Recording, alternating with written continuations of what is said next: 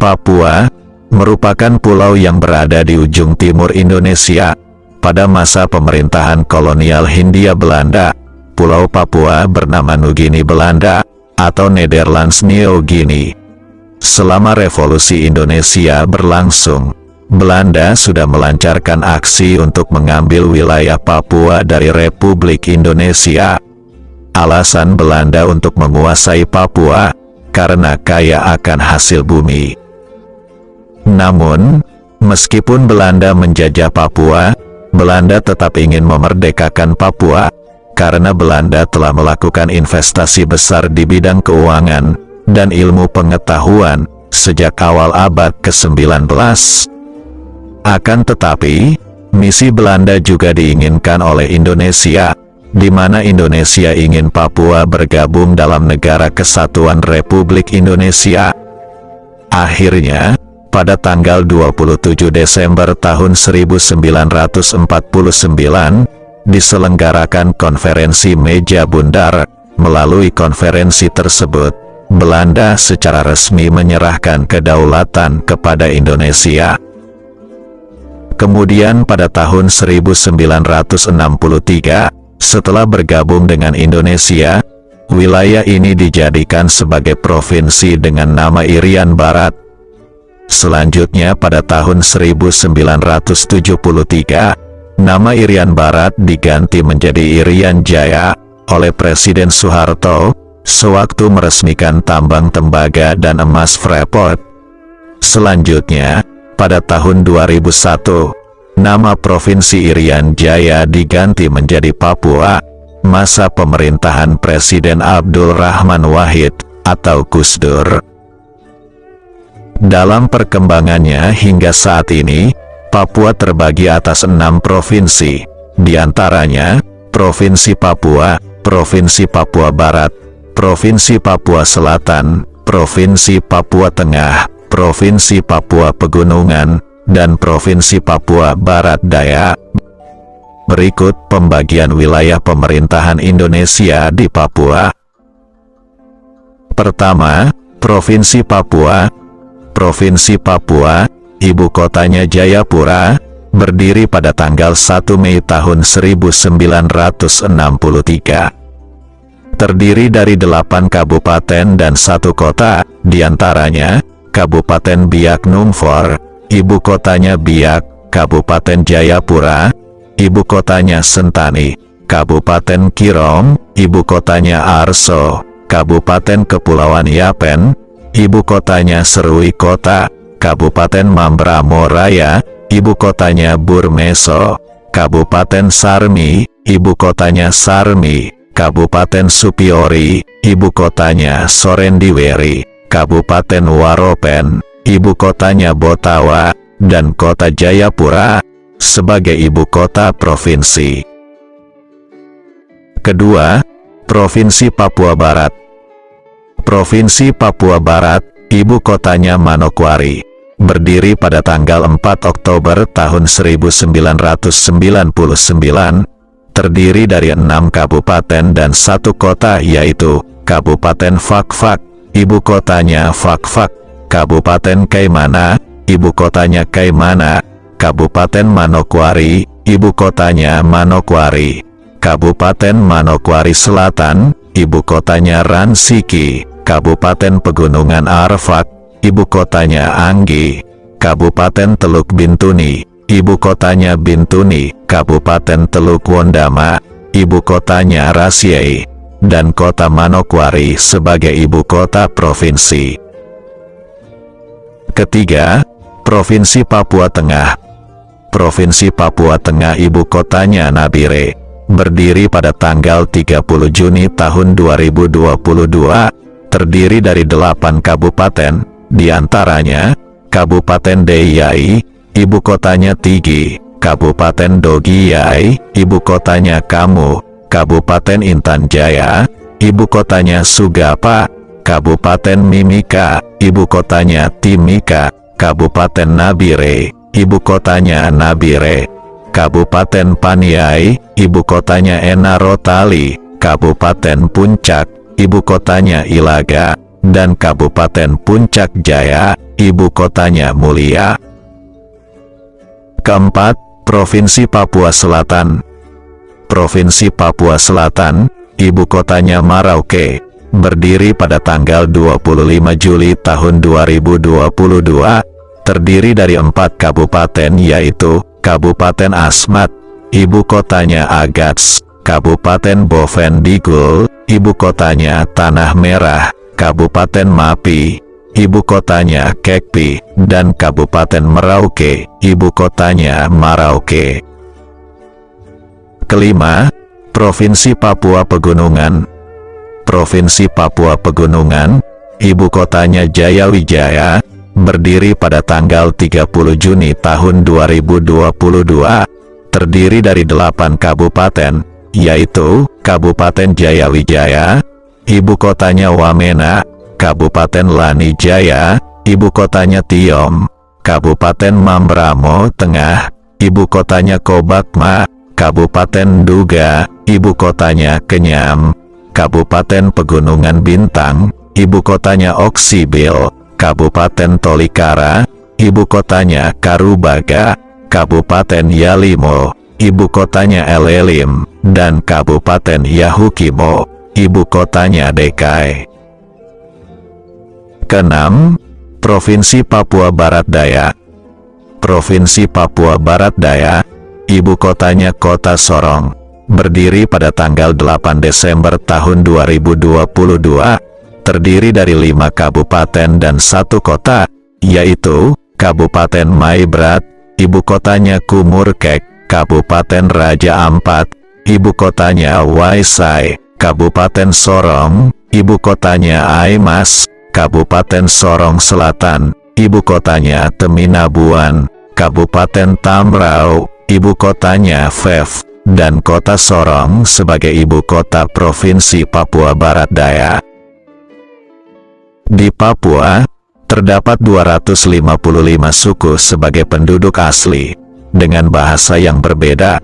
Dari jumlah suku tersebut, yang paling dikenal diantaranya, suku Asmat, suku Amungme, suku Dani, suku Muyu, Ansus, Ayamaru, Bauzi, Biak, Empur, Hatam, Komoromi, Meyah, Moskona, Nafri, Sentani, Souk, Waropen, Wamesa, Muyu, Tobati, Enggros, Korowai, Fuyu, dan suku lainnya.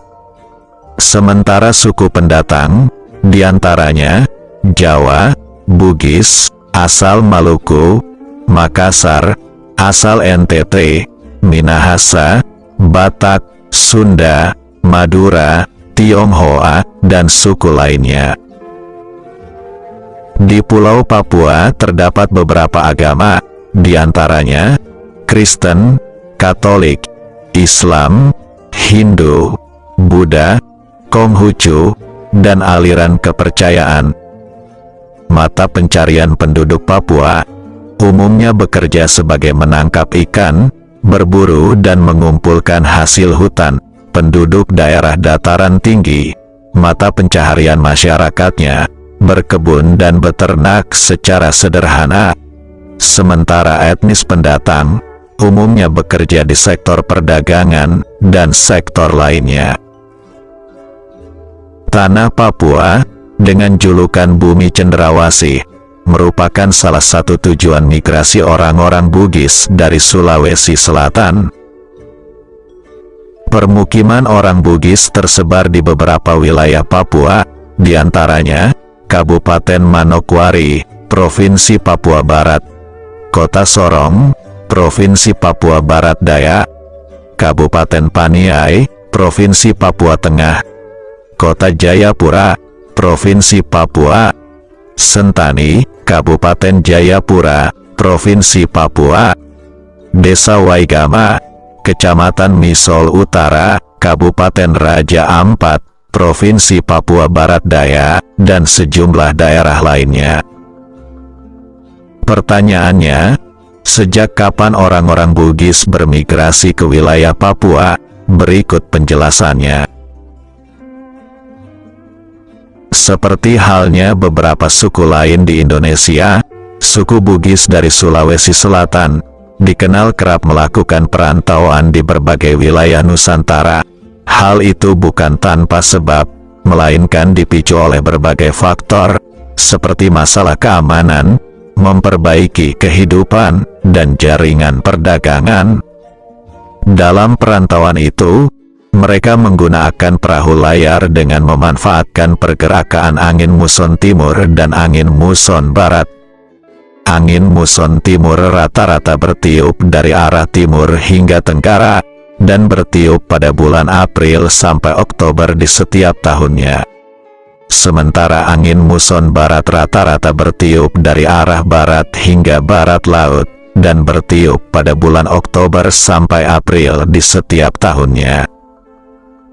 Dengan demikian, arah angin akan berganti setiap 6 bulan sekali. Mereka yang merantau dalam misi dagang seringkali harus menunggu berbulan-bulan baru bisa kembali. Dalam fase menunggu ini biasanya melihat peluang usaha lain yang dianggap representatif. Pada abad ke-18, proses migrasi orang Bugis dari Sulawesi Selatan ke wilayah Papua awalnya hanya mengandalkan pergerakan angin muson barat. Migrasi ke Papua tersebut umumnya dilatar belakangi oleh faktor ekonomi, terutama mencari dan memasarkan komoditas dagang yang menguntungkan. Dalam jangka panjang, beberapa di antara komunitas pedagang memutuskan tinggal secara permanen, tetapi tidak membangun permukiman eksklusif. Dari sumber Belanda menyebutkan bahwa pada tahun 1761, banyak orang Bugis tanpa memperdulikan izin Belanda, datang membeli buah pala di Pulau Misol dan Waigeo, Papua Barat. Pala pada masa itu, merupakan komoditas unggul yang nilainya setara dengan emas. Pedagang-pedagang Bugis tersebut, membawa barang dagangan ke Papua berupa tekstil, keramik, gong, anting-anting kuningan, anting-anting perak, dan manik-manik, serta memperkenalkan senapan dan meriam kecil. Ketika perahu-perahu Bugis merapat, orang Papua berdatangan membawa teripang, penyu, kerang mutiara, burung cendrawasih, nuri, kakatua, dan menukarnya dengan beras, manisan, kain, pisau, tembakau, dan mata uang Hindia Belanda. Bahkan pedagang-pedagang Bugis tak lupa memberikan dan menghadiahkan peralatan besi kepada elit-elit Papua sebagai simbol persahabatan. Sementara itu, ahli geografi asal Skotlandia yang bernama Alexander Dalrympe menyebutkan bahwa pada tahun 1768, orang-orang Bugis telah melakukan pelayaran sampai di Papua. Rute pelayaran dagang menuju ke timur sampai ke Papua sangat tergantung oleh perubahan angin muson. Mereka menyusuri Selat Makassar menuju ke utara, kemudian berlayar ke arah timur memasuki Sulawesi Utara, dan terus ke Ternate dan Pulau Seram, hingga mencapai Papua. Pelayaran ini menggunakan angin muson tenggara, yang bertiup dari bulan Juni hingga Agustus. Rute menuju Papua lainnya, yaitu dari Makassar menuju Kepulauan Tukang Besi, kemudian ke Pulau Banda, terus ke Pulau Gorong Maluku, dan berakhir di Papua. Dalam tahun 1768, wilayah Papua yang menjadi tujuan akhir pelaut Bugis yaitu Raja Ampat, Sorong, Fakfak, Kaimana, Babo, Bintuni, Manokwari, dan Wondama. Pada tanggal 17 Februari tahun 1803, Kapten Matthew Flinders adalah seorang kartografer berkebangsaan Inggris. Baru saja menyelesaikan surveinya mengenai Teluk Carpentaria di pesisir utara Australia. Sewaktu sedang mengitari Tanjung Wilberforce, ia bertemu dengan 6 perahu layar orang Bugis dari pelabuhan Makassar. Orang-orang di perahu-perahu itu menempuh perjalanan panjang dan menantang gelombang samudra demi hewan laut bernama taripang. Pasca perjanjian Bungaya tahun 1667, kolonial Belanda memonopoli perdagangan di pelabuhan Makassar, dan semua orang Eropa non-Belanda dipaksa meninggalkan Makassar. Kebijakan Belanda tersebut berakibat meningkatnya diaspora orang Bugis ke daerah lain. Waktu itu VOC melarang pedagang Makassar melakukan pelayaran dagang ke arah timur, yaitu Ternate, Tidore dan wilayah Papua. Akan tetapi pedagang-pedagang Bugis dari Bone masih memiliki kesempatan karena pengaruh Arum Palaka. Padahal sebelum Perang Makassar, orang Bugis dan Makassar telah berbaur di pelabuhan Talo dalam hubungan dagang. Hubungan dagang kedua suku sangat erat, sehingga setelah perjanjian Bungaya, Belanda VOC tidak bisa membedakan yang mana pedagang Bugis dan yang mana pedagang Makassar. Oleh sebab itu, ketika berlayar ke timur seperti Halmahera, Ternate dan Papua, maka sebagian pedagang Makassar turut serta bergabung dengan pedagang Bugis dalam satu perahu, tanpa diketahui VOC. Berbeda dengan etnis Cina, Belanda memberi perlakuan istimewa kepada komunitas Cina. VOC menganggap bahwa pedagang Cina tidak dianggap mengancam monopoli dagang VOC, terutama rempah-rempah dan produk laut. Pedagang Cina tidak dipandang sebagai pesaing, maka pelabuhan Makassar tetap terbuka bagi perahu dagang Cina. Pedagang Cina memanfaatkan angin muson utara pada bulan Januari, kemudian tiba di pelabuhan Makassar pada bulan Februari. Meskipun pedagang Cina diberi ruang bebas di pelabuhan Makassar oleh Belanda, namun mereka tidak diperkenankan melakukan pelayaran ke arah timur, sehingga harus menunggu perahu-perahu Bugis membawa produk yang dibutuhkan di Makassar. Dalam situasi seperti itu, dimanfaatkan oleh pedagang Bugis melakukan pelayaran ke timur hingga ke Papua. Memasuki abad ke-19, pelayaran mencari sumber daya laut ke wilayah timur hingga Papua semakin meningkat, karena pada tanggal 17 Juli tahun 1824, pemerintah Hindia Belanda mengeluarkan kebijakan perdagangan bebas pajak ketika masuk pelabuhan Makassar, utamanya produk teripang, burung cendrawasih, sisik penyu, rumput laut, sirip hiu, dan kerang.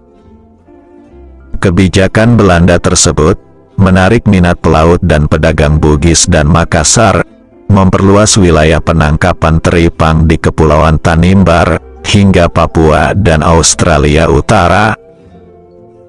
Pada masa itu, kapal-kapal orang Bugis dan Makassar secara berkelompok menangkap teripang di pelbagai tempat di sepanjang pantai wilayah Papua dan sekitarnya. Menurut catatan Belanda, bahwa pada tahun 1840, sebanyak 32 kapal dagang Bugis datang dari Papua, berlabuh di pelabuhan Makassar. Kemudian terdapat 49 kapal Bugis berangkat ke Papua melalui pelabuhan Makassar. Selanjutnya, dalam tahun 1841 sampai tahun 1842, sebanyak 78 kapal-kapal dagang orang Bugis dari Papua tiba di pelabuhan Makassar, dan 97 kapal Bugis yang berangkat ke Papua. Perahu-perahu Bugis itu disebut perahu Lambo, dan mampu membawa muatan hingga 75 ton, mempunyai 2 tiang, dan layarnya berbentuk segitiga, yang dapat dipindah-pindahkan, disertai awak kapal sebanyak 30 orang. Kehadiran pedagang Bugis pencari teripang di Manokwari wilayah Papua, Dapat juga diketahui dari catatan perjalanan Alfred Russel Wallace, berkebangsaan Inggris. Ia dikenal bekerja sebagai penjelajah, biologi evolusioner, zoologi, biogeografi, dan reformasi sosial. Ketika Alfred Russel Wallace berkunjung ke Manokwari pada bulan Juni tahun 1858, ia menjumpai pedagang-pedagang Bugis membeli teripang, tempurung penyu, dan burung cendrawasih dari penduduk Manokwari. Para pemburu burung cendrawasih asal Bugis tersebut mendatangkan barang-barang seperti bahan pakaian ke wilayah Papua. Mereka bertransaksi dengan cara barter, dan sebagian dihadiahkan kepada pemimpin suku setempat. Alfred Russel Wallace juga mengisahkan bahwa pada waktu kembali dari Manokwari ke Ternate pada bulan Juni tahun 1858, ia menumpang perahu Bugis.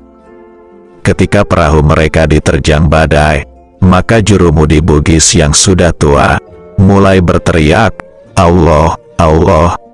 Mereka penganut Islam yang taat, selalu minta pertolongan Tuhan. Selanjutnya, dari aspek arkeologi, eksistensi migran Bugis di Papua dapat ditemukan dalam bentuk makam kuno, arsitektur rumah Bugis, serta para kerabat yang sudah berbaur dengan penduduk setempat. Dalam rentang waktu abad ke-18 sampai 20, diketahui dengan adanya beberapa makam di situs Lilinta, distrik Misol Selatan, serta situs Waigama, distrik Misol Utara, Kabupaten Raja Ampat, Provinsi Papua Barat Daya. Di situs Lilinta ditemukan makam turunan Bugis berasal dari Wajo dan Bone, diantaranya bernama Solehudin Wajo dan Ambo Dale Bugis Bone. Solehudin Wajo dianggap penyebar Islam dan menjabat sebagai kadi dalam pemerintahan Petuanan Misol masa itu.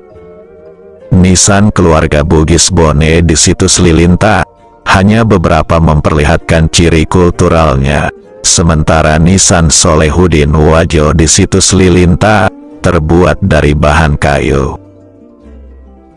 Pedagang dari Bugis Wajo pertama-tama yang berhasil mencapai Waigama bernama Mabu Liling, dan makamnya terdapat di sisi utara kampung Waigama, Misol. Keturunan Mabu Liling diantaranya dari keluarga Haji Abdul Qadir Wajo, yang masih meneruskan usaha leluhurnya sebagai pedagang kopra dan kerang.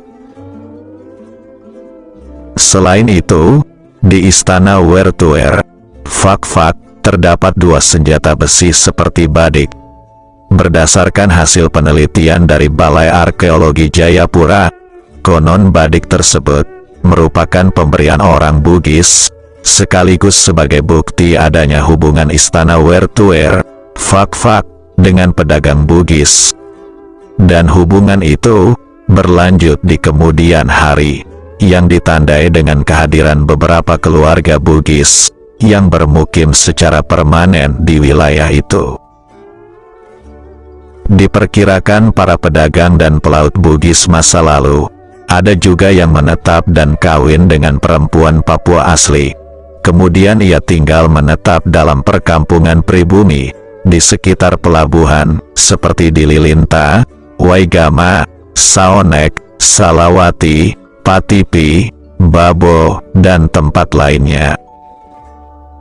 Migran Bugis yang sudah tinggal menetap di perkampungan penduduk asli Papua juga pada umumnya membawa bentuk arsitektur rumahnya, termasuk beberapa dekorasi dan motif, seperti untaian motif lubang belah ketupat atau sulapa 4. Bahkan, Balai Pertemuan Desa di situs Lilinta mencerminkan adanya pengaruh arsitektur Bugis, meliputi bentuk dasar rumah panggung, dengan tangga, serta motif sulapa 4 pada penampang terasnya.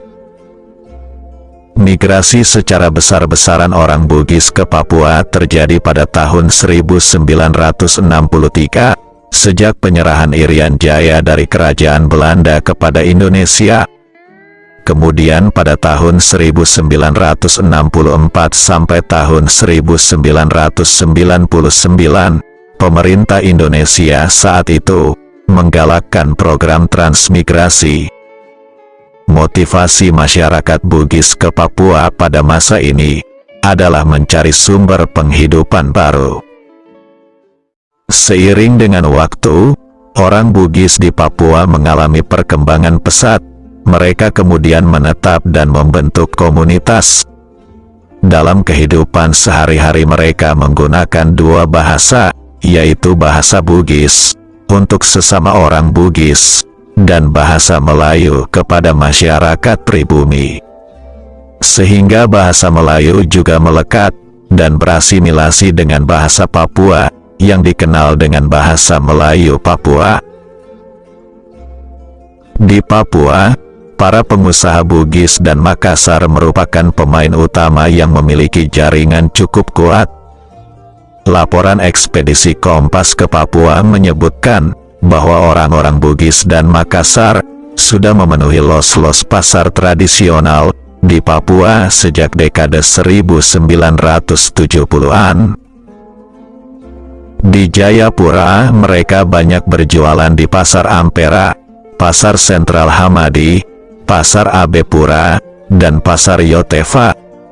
Selain di Jayapura, keberadaan pedagang-pedagang Bugis dan Makassar juga banyak dijumpai di Timika, Sorong, dan Merauke. Mereka membuka usaha dari yang kecil-kecil seperti perdagangan kelontong, pengusaha hutan, sampai bisnis transportasi. Sejak diterbitkannya instruksi Presiden Soeharto untuk pembukaan lahan di Papua, para pengusaha Bugis dan Makassar merupakan salah satu pihak yang banyak mengambil untung. Mereka berani masuk ke dalam hutan, mendaki gunung, dan membuka alam liar menjadi lahan-lahan yang produktif. Begitu aktifnya mereka dalam meneroka, sampai ada pemeo yang mengatakan, jika ada asap yang keluar dari hutan-hutan Papua, maka di sana ada orang Bugis yang sedang membuka lahan. Menurut George Yunus Adi Condro, seorang sosiolog, aktivis, pecinta lingkungan, peneliti, akademisi dan intelektual publik asal Indonesia, ia pernah jadi wartawan Tempo, mengisahkan lihainya para pengusaha Sulawesi Selatan dalam merebut tanah-tanah di Papua. Konon dahulu, banyak penduduk di pesisir Merauke dan Teluk Yotefa yang mau melepas begitu saja tanahnya kepada calo-calo Bugis Makassar, hanya dengan imbalan beberapa peti bir.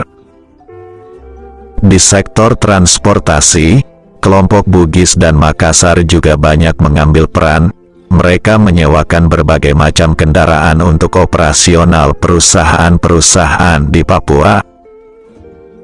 Selain di darat, jasa transportasi laut juga menjadi ranah bisnis mereka. Di Sorong, salah satu pengusaha Bugis Wajo yang terbilang sukses yaitu Haji Misbahuddin.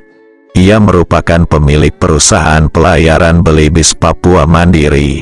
Ia mempunyai beberapa unit kapal yang melayani masyarakat Sorong dan Raja Ampat, dan semakin berkembang sejak Raja Ampat menjadi daerah tujuan wisata. Selain kemampuan kewirausahaan yang mumpuni, kekuatan bisnis Bugis dan Makassar juga ditopang oleh rasa kekeluargaannya yang tinggi. Bahkan beberapa kabupaten, seperti Bone membentuk kerukunan keluarga masyarakat Bone, KKMB, di Papua, begitu pula kerukunan keluarga Sopeng, KKS, dan kabupaten lainnya. Di berbagai daerah termasuk Papua, mereka berhimpun dalam kerukunan keluarga Sulawesi Selatan, KKSS. Dalam berbagai urusan, peran KKSS sangatlah vital, terutama untuk menjembatani kepentingan antara pengusaha dengan birokrat setempat. Meski di Papua jumlah orang Jawa terbilang dominan, Namun dari segi bargaining power, orang-orang Sulawesi Selatan melalui KKSS yang dimiliki, jauh lebih unggul. Hal ini bisa dipahami, sebab orang-orang Bugis Makassar dikenal sebagai ahli-ahli diplomasi yang cakap. Meski keunggulan lobi Bugis Makassar memberikan keuntungan cukup besar terhadap kesuksesan mereka, namun hal itu bisa menjadi bumerang jika tidak disikapi dengan bijak. Oleh sebab itu, kita semua berharap tanah Papua menjadi negeri aman damai, seindah pesona burung cendrawasih. Akhirnya, orang Bugis di Papua, ketika musim timur datang, mereka berlayar ke arah barat, menjenguk kampung halaman di Sulawesi, dan ketika musim barat tiba, mereka kembali ke tanah rantau Papua, bumi cendrawasih. Terima kasih, salamat topada salama.